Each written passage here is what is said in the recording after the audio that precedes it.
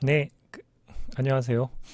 오늘은 5월 25일이고, 다음 주 이제 마지막 그 강의 영상을 촬영하러 왔습니다. 오늘도 아침에 비가 와서 그런지 좀 약간 날씨가 좋습니다. 오늘은 5개 챕터를 나갈 예정입니다. 뭐, 5개 챕터를 나간다고 놀라지는 마시고요. 간단하게 중요한 컨셉, 큰 아웃라인 정도만 말씀드릴 테니까 잘 따라오시기 바랍니다. 그러면 시작하도록 할게요. 자, 처음 챕터는 38장입니다. 그 소염제죠. 뭐 또는 진통제, 해열, 뭐 같은 역할들을 하는 녀석들인데 많이 사용되는 약이고 치과에서도 뭐 주로 사용하는 약들 중에 하나이기 때문에 이 파트는 조금 잘 보셨으면 좋겠습니다. 그러면 소염, 염증을 억제한다라는 것들에 쓰는 약들을 알려면 염증 과정이라고 하는 것들이 이제 어떤 경로를 따라서 이루어지는지 양리학적인 관점에서 몇 가지 큰 줄기를만 이야기하겠습니다. 어떤 상처가 있거나 또는 뭐 세균이 감염이 되게 되면 염증이 일어날 수 있는 요소들이 발생을 하게 되겠죠. 이런 일들이 일어나게 되면 우리 몸에서는 이 상처를 치유하기 위해서 세균을 죽이기 위해서 활성화되는 세포가 있습니다. T 세포죠. T 세포가 이제 활성화가 되면 교재 밑에 이제 적어놨는데 T 림프구가 활성화가 됩니다. T 림프구가 활성화가 되면 이 T 림프구는 주변에 있는 T 세포도 활성화시키기 위해서 여러 가지 사이토카인 물질들을 내고요.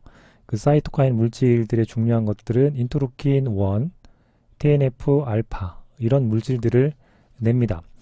이렇게 내면 세균이 침입한 세포 또는 상처 입은 세포의 세포막에는 아라키도닉 애시드라고 하는 인지질 성분들을 가지고 있습니다. 여기 보시면 아라키도닉 애시드라고 하는 세포막의 인지질 성분들을 가지고 있습니다. 이 아라키도닉 애시드를 가지고 세균을 퇴치할 수 있는 상황을 만들기 위한 물질들을 만들어내죠. 두 가지 작용들을 하게 됩니다. 하나는 사이클로 옥시게네이즈라고 하는 경로를 통해서 여기는 줄여서 콕스라고 부릅니다. 콕스. 그리고 두 번째는 리폭시게네이즈라고 하는 경로를 통해서 여기는 록스라고 줄여서 부릅니다. 리폭시게네이즈라고 하는 통로를 통해서 만들어지는 것은 유코트리엔이라고 해서 기관지 이런 데 염증 반응을 악화시키는 물질에 해당하고요. 사이클로 옥시게네이즈를 통해서 만드는 프로스타글란딘이라고 하는 물질들이 있습니다. 이 프로스타글란딘이 하는 역할이 뭐냐면 세포의 사이토카인이나 이런 림프구들의 침륜 같은 것들을 증가시켜서 림프구가 적들하고 싸울 수 있는 환경을 조성하는 상황들을 만들어내는 것을 위해서 이것들을 만드는 것입니다. 그런데 그 세포에서 싸우는 전쟁터가 일어났기 때문에 그런 전쟁 과정에서 여러 가지 일들이 벌어지는데 열이 발생하고요. 그리고 통증이 일어나고 그 다음에 염증이 악화되는 상황들이 발생을 하게 됩니다. 자연스러운 면역 반응 중에 일환이긴 하지만 이것들이 너무 이제 심하면 견디기 힘든 상황들이 발생하기 때문에 이것들을 억제하려고 노력들을 합니다. 예전에는 염증을 억제하기 위해서 이쪽 앞쪽 부분, 염증이 앞쪽 부분을 막는 코티코스테로이드 계통들을 사용했었습니다. 그런데 코티코스테로이드 호르몬을 사용을 하게 되면 골다공증이나 여러 가지 다양한 부작용들이 있기 때문에 항염증제로 적절하지 않았죠. 그래서 염증이 일어나는 마지막 상황들을 억제를 해서 항염증제를 만들자라고 하는 양리학자들이 목표를 정하고 사이클로 옥시게네이즈 경로를 억제하는 즉 콕스 경로를 억제하는 약을 개발합니다. 그러면 이 콕스윙을 억제하면 그 염증을 유발하는 마지막 단계인 프로스타글란딘 합성들을 막기 때문에 염증들을 억제해서 소염작용을 할 수 있게 됩니다. 그런데 그 염증을 억제한다라고 하는 약명을 지다 보니까 그 오해를 받습니다. 너도 스테로이드 호르몬처럼 부작용이 심한 거 아니야? 라는 오해를 받으니까 얘네들의 이름을 어떻게 짓냐 하면 안티인플라메토리 드럭, 저는 항염작용하는 약이지만 스테로이드는 아니에요 라고 이름을 짓게 됩니다. non 스테로이달 안티인플라메토리 드럭, 이래서 비스테로이드성 소염제라고 부르고, 이 앞글자 따서 N 그리고 S A I D 해서 엔세이드라고 부릅니다. 그 엔세이드라고 부르는 부분들은 왜 그런지를 이제 히스토리에 대한 설명들을 통해서 했고요. 이 엔세이드는 콕스를 억제를 합니다. 사이클 옥시게네이즈 효소에는 두 가지가 있습니다. 콕스1과 콕스2요. 교재를 보시면 콕스1과 콕스2 이렇게 되어 있습니다. 콕스1은 우리 몸에 생리적으로 여러 가지 필요한 일들을 하게 됩니다. 그 두 가지 큰 그 작용을 보게 되면, 하나는 그 위점막을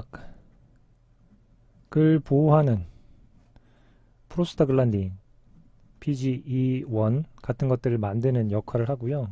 두 번째는 혈소판의 응고, 밸런스를 유지하는 작용들을 하게 됩니다. 따라서 엔세이드를 처방을 하게 되면 콕스 전체를 억제하기 때문에 위점막 보호물질을 못 만들게 되고, 그 결과 위장관에 문제가 발생할 수 있게 됩니다. 그래서 스테로이드 호르몬의 그 대표적인 그 부작용들을 보게 되면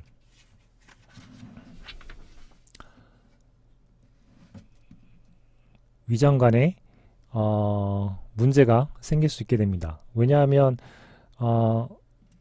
콕스1이 그 위장막 보호 물질을 만드는 역할을 하는데, 그거를 억제하기 때문에 그거를 감소시키는 부분들이 생길 수가 있게 되겠죠. 그 다음에 두 번째는 그 혈소판의 응고에 작용을 하는 물질도 만들어내기 때문에 그걸 못하게 하니까 출혈의 위험성, 이 두 가지가 대표적인 부작용의 위험성이 되겠습니다. 그래서 위장관에 문제가 생길 수가 있고요. 그 다음에 출혈의 문제가 생길 수 있게 됩니다. 그러면 사람들이 이제 생각을 하겠죠. 콕스2만 억제를 하면 되지 않겠는가? 콕스1은 건드리지 말고. 그래서 그 개발을 한 약들이 있습니다. 어떤 약이냐면 콕스2만 스페시픽하게 셀렉티브하게 억제하는 셀레콕시브라고 하는 것들을 개발을 했죠. 셀레콕시브를 개발하니까 위장관의 출혈의 위험성들은 줄였는데 문제가 하나 발생을 하게 됩니다. 혈액 그 응고의 밸런스가 무너지면서 그 심근경색 같은 그 MI 같은 부작용들이 발생을 해가지고 조심스럽게 사용해야 되는 부분들이 됐죠. 그러면 그 큰 엔세이드에 대한 아웃라인들을 그 설명을 했고요. 그 엔세이드는 크게 세 가지가 있습니다. 하나는 아스피린, 그리고 두 번째는 기타, 그 세 번째는 아까 얘기했던 셀레콕시브, 이렇게 있죠. 아스피린하고 기타 엔세이드들은 그 콕스1과 콕스2를 다 억제를 합니다. 그 셀레콕시브는 콕스2만 선택적으로 억제를 하죠. 아스피린하고 기타가 동시에 억제하는데 차이점이 하나 있는 게, 아스피린은 그 비가역적으로 억제를 하고요. 기타는 가역적으로 억제를 합니다. 이 얘기는 뭐냐 하면 어떤 세포에 콕스라고 하는 그 효소가 있을 때 아스피린은 망가뜨리면 아스피린 복용을 중단하더라도 이 세포는 콕스를 사용할 수 없는 세포가 됩니다. 기타는 가역적인 억제라고 하는 것들은 세포에 콕스가 있으면 이거를 복용하는 동안 이런 식으로 작용을 못하게 억제하고 있다가 복용을 중단하면 작용이 가능하게 그 살아나는 형태가 되죠. 따라서 아스피린을 복용하게 되면 이 출혈의 위험성들이 생기게 되잖아요. 그러면 수술을 앞둔 분들한테는 아스피린이나 엔세이드들을 복용을 중단을 시켜야 됩니다. 왜냐하면 출혈이 멈추지 않을 수 있기 때문에 그렇죠. 따라서 그 출혈을 멈추게 하려면 그 응고 반응을 일어나야 되고 혈소판이 콕스를 쓸 수 있는 상태가 돼야 됩니다. 근데 아스피린은 그 콕스가 갖고 있는 그 혈소판이 콕스가 갖고 있는 것들을 비가역적으로 억제했기 때문에 새로 혈소판을 만들어야 되고, 그런 이유로 혈소판이 만들어지는 최소한의 기간 4일 이상에 대한 부분들이 필요해집니다. 그래서 보시면 알겠지만 출혈의 위험성들이 증가를 할 수 있고요. 따라서 아스피린은 비가역적으로 억제한 특징 때문에 수술 전에 적어도 일주일 전에는 투여하지 않도록 조치를 취해야지만 이런 문제들을 해소할 수 있게 됩니다. 자, 아까 처음에 말씀드렸던 것처럼 프로스타글란딘이 나오면 그 열이 나고 통증이 일어나고 염증이 발생하기 때문에 엔세이드를 통해서 그 프로스타글란딘을 못 만들게 하게 되면 당연히 소염작용, 진통작용, 해열작용을 하게 될 수밖에 없다라는 것들을 이해할 수 있을 거고요. 그런데 특별하게 두 가지에 대한 문제점들을 생각을 하셔야 됩니다. 하나는 엔세이드는 천식 환자한테 신중하게 사용을 해야지 되는 상황들이 있습니다. 이유는 뭐냐 하면 어떤 사람들 같은 경우는 이 콕스를 억제하면 억제한 것만 작용을 하는데 어떤 예민한 사람들은 억제한 것들을 럭스 기전들을 강화시키는 방식으로 일이 일어나는 사람들이 있습니다.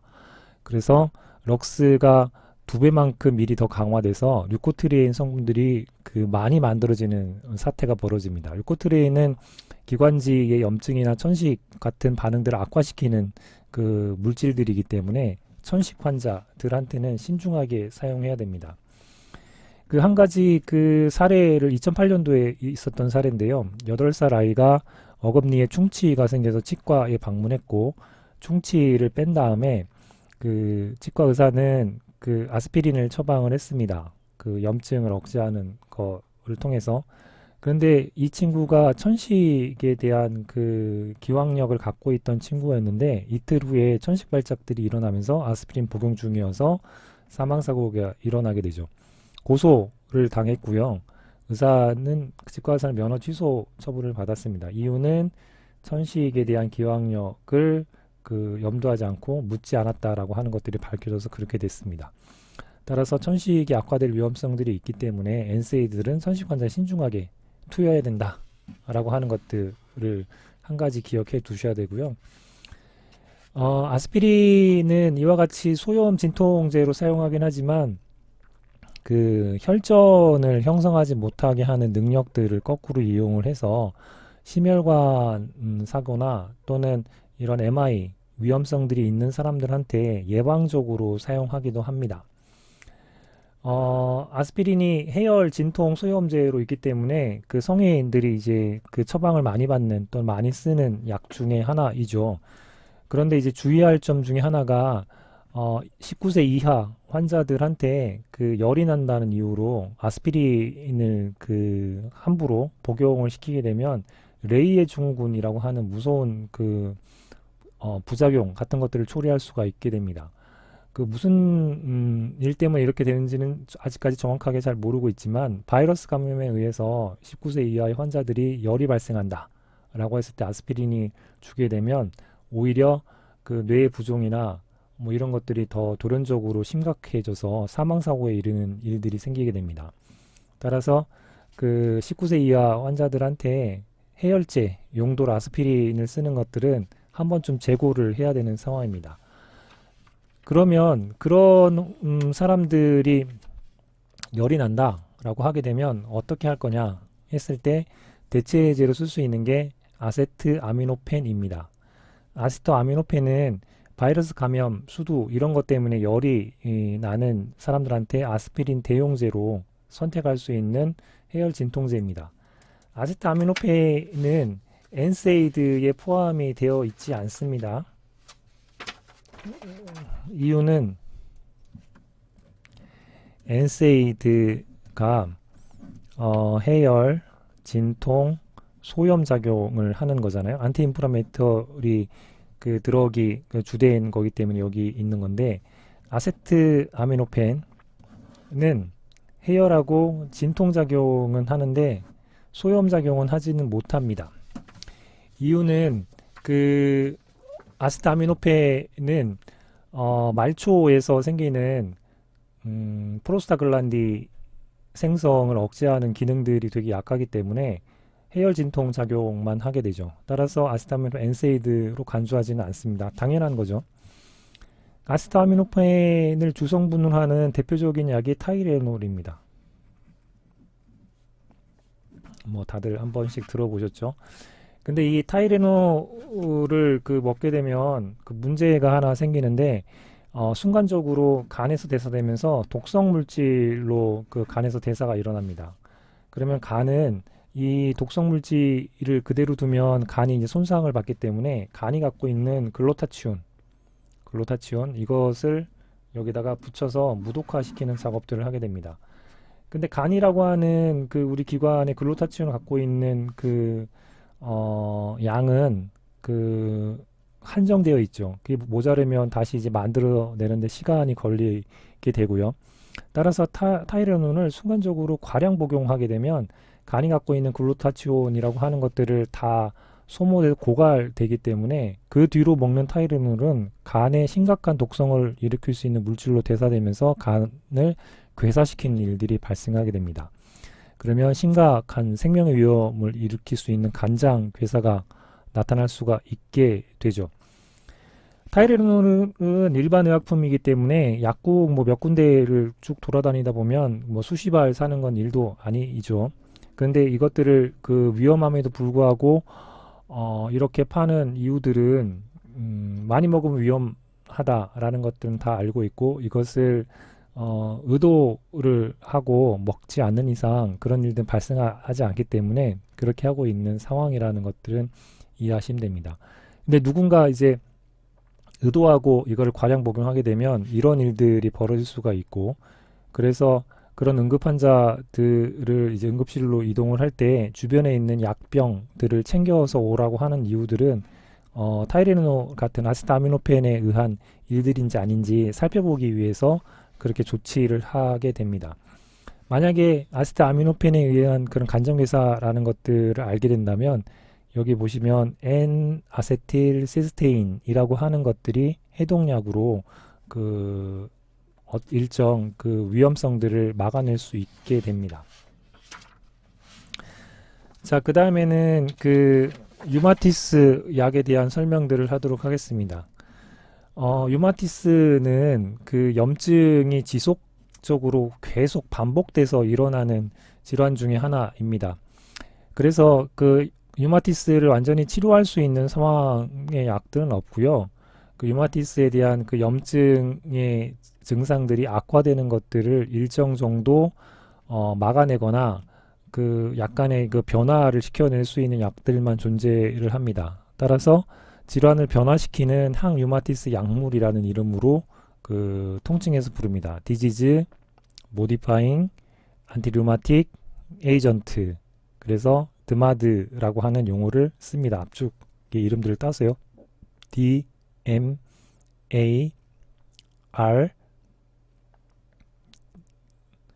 드럭. 예. 그렇게 이제 이름이 지어졌다는 것들을 이해하시면 될 것 같고요. 그러면 다시 앞에 이제 그 그림을 그렸던 것들을 다시 보여드리면, 자, 그 급성 염증 반응이 일어나는 것들은 요 콕스를 억제함으로써 달성을 했다면, 그 유마티스처럼 그 지속적으로 염증 반응이 일어나는 것들은 엔세이드 가지고는 부족해집니다. 그래서 위험하지만 앞쪽으로 와서 이쪽을 끊어내는 작업들을 해야 되겠죠. 첫 번째 끊어낼 수 있는 것들은 림프구, T 림프구 숫자를 줄이는 작업을 할 수 있죠. 두 번째는 사이토카인 중에 TNF 알파 얘네들이 작용하지 못하도록 하는 약들이 대표적인 약입니다. 그 두 가지 대표적인 약에 대한 소개들을 하도록 하겠습니다. 첫 번째는 T세포가 증식을 하지 못하도록 막아내면 되니까 그 증식을 할 때 필요한 엽산, 항암제 할 때 말씀드렸죠. 항대사물 중에 하나, 엽산 기량제를 쓰게 되면 T세포의 증식을 억제할 수 있어서 류마티즘이 악화되는 것들을 막아낼 수 있습니다. 대표적인 게 메토트렉세이트라고 하는 약이 있고요. 두 번째는 T세포 증식보다는 좀 뒤쪽 부분에 있어서 TNF 알파가 사이토카인 중에 하나이고 이 녀석들이 염증을 악화시키는 일들을 하기 때문에 TNF 알파를 억제하는 단일클로랑체 제제들을 만들어서 쓰는 약들이 있습니다. 그게 아달리무맙입니다. 뒤쪽에 있는 MAB는 모노크로널 안티바디의 약자여서 TNF 알파를 잡는 약이다 라고 이해를 하시면 되겠습니다. 이게 이제 항류마티스 약에 쓰는 대표적인 두 가지에 대한 설명입니다. 그 다음에는 그 통풍에 대한 이야기들을 하도록 하겠습니다. 자, 통풍이 벌어지는 일은 되게 간단한데 세포가 이제 그 파괴가 되면 세포 쓰레기들이 많이 발생을 하게 됩니다. 세포 쓰레기들이 발생하게 되면 그 안에는 여러 가지 염기들이 있죠. 그 중에 이제 퓨린 염기들이 잔뜩 쏟아져 나오게 되고 이 퓨린 염기들을 밖으로 배설하기 위해서 잔틴 옥시데이즈라고 하는 효소가 퓨린 염기를 분해를 해서 요산이라고 하는 것들을 만들어내고요. 이 요산은 그 오줌으로 배설이 돼서 그 오줌이 이제 요산이 포함되어 있는 형태로 배설이 되겠죠. 그럼 정상적으로 그 신장이 이 요산을 처리할 수 있는 양만큼 세포 쓰레기가 만들어지면 아무 문제가 발생하지 않는데 그 신장이 요산을 처리하지 또 넘치는 그 상황으로 그 세포 쓰레기가 나오고 요산이 이제 잔뜩 나오게 되면 이렇게 된 요산들은 오줌으로 배설되는 게 아니라 요산이 이제 많아지면 이렇게 된 요산들은 오줌으로 배설되는 게 아니라 관절 부위에 가서 침착이 일어나게 되고요. 침착이 일어나면 여기에 이제 통증이 생기고 염증이 일어나게 되는 일들이 벌어지게 되죠. 이렇게 해서 바람만 불어도 관절이 아프다라고 하는 이름으로 그 사람들이 이제 얘기하는 통풍이 벌어지게 되는 기전입니다. 그러면 그 상식적으로 한번 잘 생각해 보게 되면 세포 쓰레기가 잔뜩 그 만들어지는 상황이 언제 터질까요? 임상에서는 항암제를 투여받는 분들한테 그런 일들이 생깁니다. 왜냐하면 암세포를 죽이는 상황들이 터지기 때문에 세포 쓰레기가 잔뜩 생기고 그래서 항암제 투여받는 분들이 부작용 중에 하나가 통풍이라고 하는 부작용이 생길 수가 있게 되죠. 그러면 이런 상황에 쓸 수 있는 통풍 치료제에 대한 것들을 기전별로 우선 순서대로 설명을 하겠습니다. 첫 번째는 제일 쉬운 것들은 요산을 배선을 그 신장이 커버할 수 없는 정도 요산이 나왔기 때문에 요산 배설을 밖에 도와주기 위해서 배설 촉진제를 줄 수가 있겠죠. 요산 배설 촉진제를 줄 수가 있습니다. 요산 배설 촉진제. 거기 대표적인 게 프로베네시드라고 하는 녀석이 있고요. 두 번째는 이 요산을 무독화, 독성이 없는 상태로 만들어 버리면 어디 침착돼도 이제 문제가 생기지 않겠죠. 그래서 요산을 무독화시키는 녀석이 있습니다. 요산을 수용성, 비독성을 갖고 있는 대사물 형태로 전환시키는 녀석의 효소가 있는데 그게 페글로티카세라고 하는 녀석입니다. 그래서 요산을 배선을 촉진시키거나 요산을 비독성 물질로 바꾸거나 라고 하는 컨셉이 있고요. 두 번째는 퓨린 세포 쓰레기가 나오더라도 요산을 만들지 못하게 억제를 해주면 되겠죠. 그 중에 하나가 잔틴 옥시데이즈라고 하는 효소가 염기를 요산으로 바꾸는 일들을 하니까 잔틴 옥시데이즈를 억제하는 억제제를 사용을 하면 됩니다. 그래서 그 잔틴 옥시데이즈 억제제에는 두 가지가 있습니다. 하나는 알로푸리놀, 두 번째는 페북소스타트라고 하는 게 있습니다.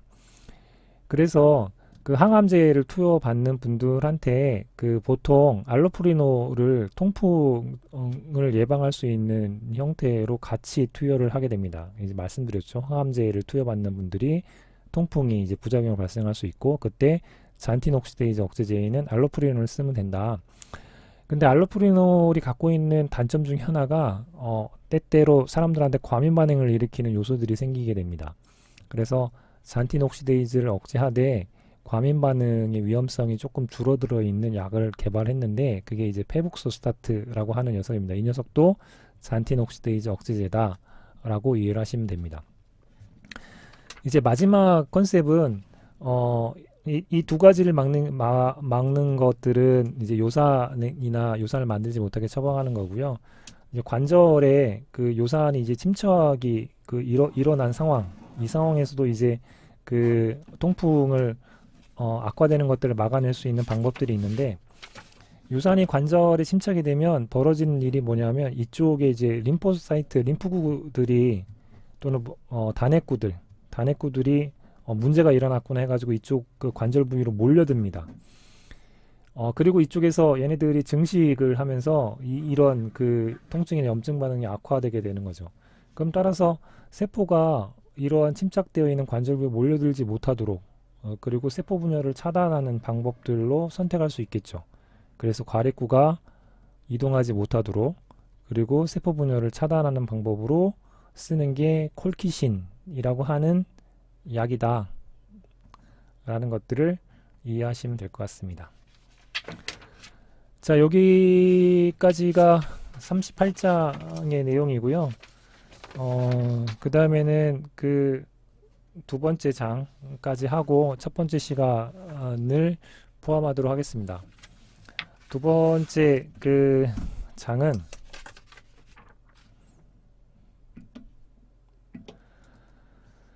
자, 주본트의 장은 41장이고요. 비뇨기의 질환 약입니다. 그 비뇨기 질환에는 그 두 가지 크게 그 많이 그 오는 것들이 발기장애와 관련된 부분하고, 다음에 전립샘,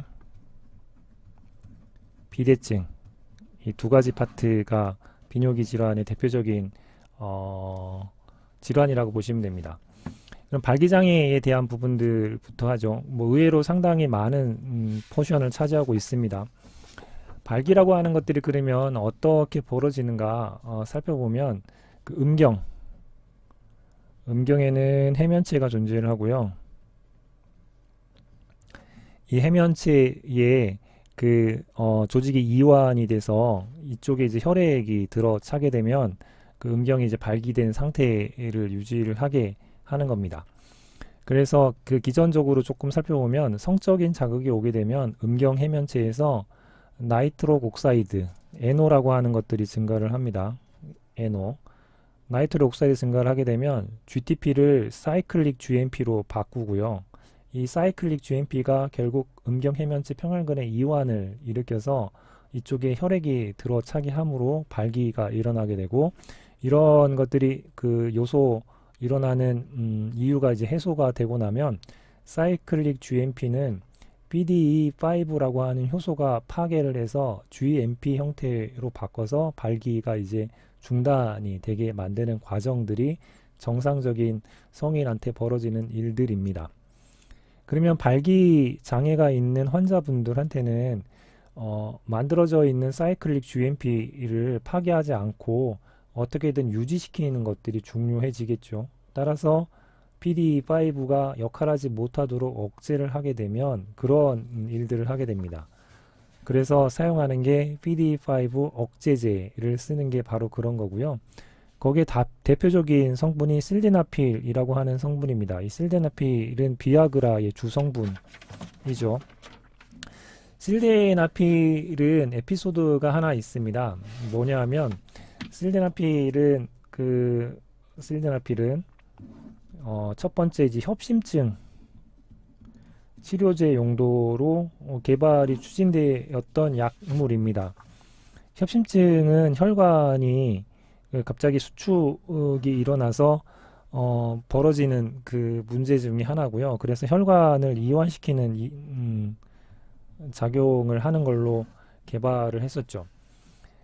그랬는데 이 협심증의 효과를 검토하는 과정 중에 부작용이 일어난다라고 하는 것을 알게 됩니다. 이런 식으로 발기라고 하는 부작용들이 일어난다는 것들을 알게 되면서 협심증 치료제보다 발기장애 치료제로 개발하는 게 좋겠어요 해가지고 대박을 일으키는 약물입니다. 그에 따라서 PDE5 억제제 이 녀석은 협심증 치료제로 만들었던 약이기 때문에 주의사항들이 필요합니다. 하나는 심혈관 질환 병력이 있는 사람들한테는 위험인자가 될 수 있겠죠.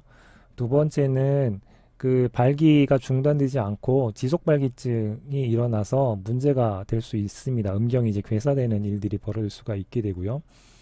또 조심해야 될 것들은 혈관을 이완을 시키기 때문에 혈압이 이완된 혈관이 좁았다가 확 이완되면 혈압이 떨어지겠죠.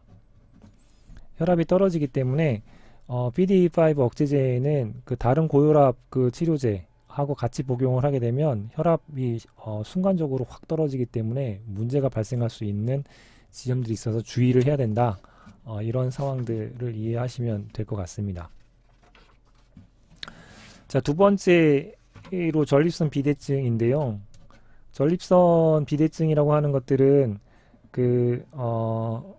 이쪽에 있는 요도랑 그리고 정관들이 이제 합쳐져서 내려오는 것들을 막고 있는 밤톨 모양 크기인데요. 얘네들이 이제 비대해지면 이제 문제가 뭐냐면 이 요도들을 눌러서 오줌을 누를 때 아프거나 잔뇨감, 오줌을